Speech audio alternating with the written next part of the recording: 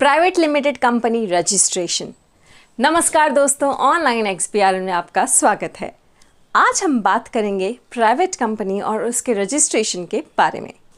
Companies act 2013 के section 2 के sub section 68 के अकॉर्डिंग प्राइवेट कंपनी वो है जिसके आर्टिकल्स के अकॉर्डिंग वो अपने शेयर्स को ट्रांसफ़र करने के राइट्स को रिस्ट्रिक्ट करता है, limits the number of members to 200, prohibits any invitation to the public to subscribe for any securities of the company। एक प्राइवेट लिमिटेड कंपनी के बहुत सारे एडवांटेजेस और डिसएडवांटेजेस होते हैं। एडवांटेजेस, नंबर 1, कोई मिनिमम कैपिटल की रिक्वायरमेंट नहीं है। नंबर 2, कंपनी के अपने शेयर होल्डर से एक अलग आइडेंटिटी है। नंबर 3, शेयर होल्डर की लिमिटेड लायबिलिटी है, मतलब शेयर होल्डर्स की पर्सनल प्रॉपर्टी नहीं सेल की जाएगी कंपनी के डेब्ट को पे करने के लिए।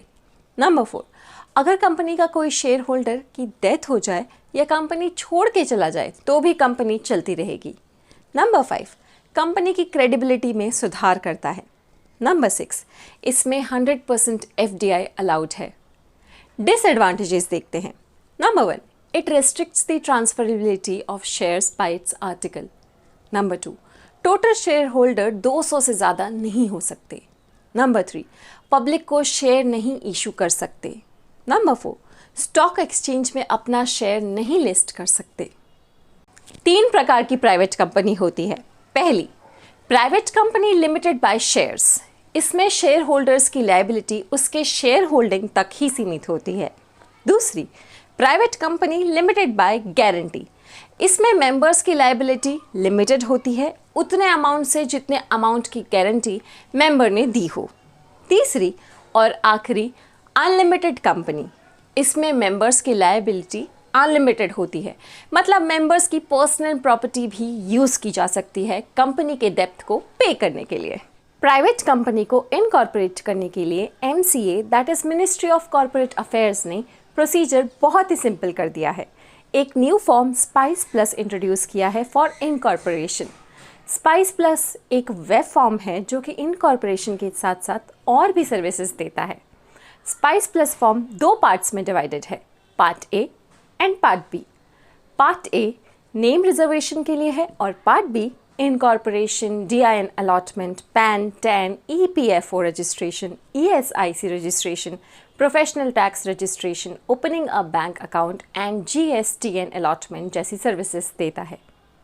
कोई भी पर्सन या तो पहले पार्ट A फिल करके नेम रिजर्व कर सकते हैं या तो part A and part B दोनों एक साथ फिल कर सकते हैं। पार्ट A को फिल करने के लिए पहले MCA की वेबसाइट जा कर के लॉगिन ID क्रिएट करनी होगी। उसके बाद MCA सर्विसेज पे क्लिक करेंगे तो नीचे दी हुई लिस्ट खुलेगी। स्पाइस प्लस पे क्लिक करके न्यू एप्लीकेशन सेलेक्ट करें, फिर उस एप्लीकेशन को फिल करें, उसके बाद उसे सबमिट करें। पार्ट A सबमिट करने के बाद अगर नेम अप्रूव हो जाता है तो रजिस्टर्ड ईमेल आईडी पे नेम अप्रूवल लेटर आएगा, जिसके विदिन 20 डेज़ में पार्ट B फिल करना होगा। और अगर 20 दिन के अंदर पार्ट B नहीं फाइल किया तो एप्लीकेशन नल एंड वॉइड हो जाएगा और पूरा प्रोसेस फिर से करना होगा। नेम अप्रूवल लेटर आने के बाद आपको पार्ट B फिल करना होगा, जिसमें वेरियस टाइप्स की इंफॉर्मेशन दी जाती है, जैसे अगर कंपनी की शेयर कैपिटल होगी तो कितनी होगी, फर्स्ट सब्सक्राइबर्स के क्या शेयर होंगे, कंपनी के रजिस्टर्ड ऑफिस कहाँ होगा, कंपनी के फर्स्ट डायरेक्टर्स कौन होंगे, पैन एंड टैन के लिए डिटेल्स फिल करनी होगी। सारी डिटेल्स फिल करने के बाद एप्लीकेंट को रिक्वायर्ड डॉक्यूमेंट्स अटैच करके फिर उसे वेरीफाई करना होगा। वेरीफाई करने के बाद लिंक्ड फॉर्म्स डाउनलोड करके उस पर ऑथराइज सिग्नेटरी एंड कोई प्रोफेशनल या chartered accountant in practice, company secretary in practice या कॉस्ट अकाउंटेंट इन प्रैक्टिस की DSC अटैच करके MCA पोर्टल पर एज लिंक्ड फॉर्म अपलोड करना होगा। फॉर्म अपलोड करने के बाद एक SRN that is service request number generate होगा और उसके बाद आप पेमेंट कर सकते हैं। एप्लीकेशन सबमिट होने के बाद MCA जनरली 4 to 7 डेज लेता है अप्रूव या अगर कोई मिस्टेक हुई है तो रीसबमिशन के लिए, और अगर एप्लीकेशन अप्रूव हो जाती है तो सर्टिफिकेट ऑफ इनकॉर्पोरेशन एप्लीकेंट आपकी मेल पे सेंड कर दिया जाएगा। फॉर्म सबमिट करने के लिए कुछ बातों का विशेष ध्यान रखना होगा। पहला, फॉर्म का साइज 6 MB से ज़्यादा नहीं होना चाहिए। दूसरा, सभी 5 फॉर्म्स को नीचे दिए हुए सीक्वेंस में अपलोड किया जाएगा।